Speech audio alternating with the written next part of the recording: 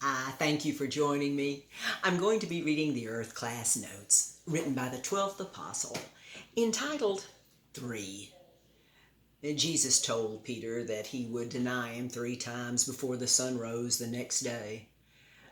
And Peter's fulfillment of his Messiah's prophecy pointed to 3, half the legal number of man, pointing to man's failure.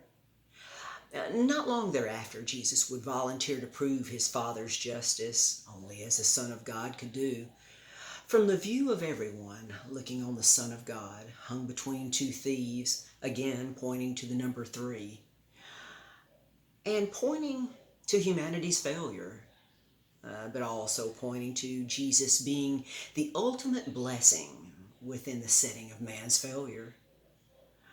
Shortly thereafter, Jesus arose from his tomb after 3 days, presenting himself to his disciples.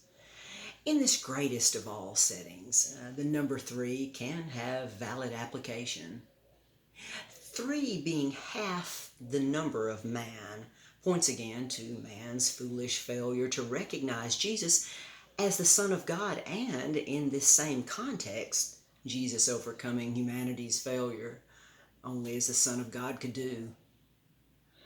We understand that consequences came upon the lineage of Judah for having their Messiah crucified. At the end of this evil world age, the number 3 applies again. As World War I was the first prophesied trump fulfilling man's failure and pointing to Jesus' prophecy of what would come upon the lineage of the daughters of Jerusalem for rejecting him.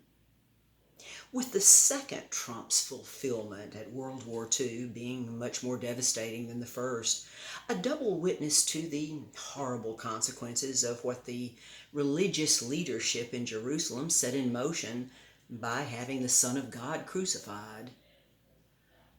With the third trump just over the horizon, once again, as the number 3 points to humanity's failure, the Son of God will intervene and bring about the greatest possible blessings for all.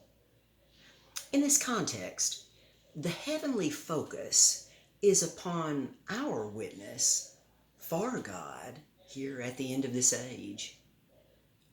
What should we focus upon? Choose wisely. Until next time.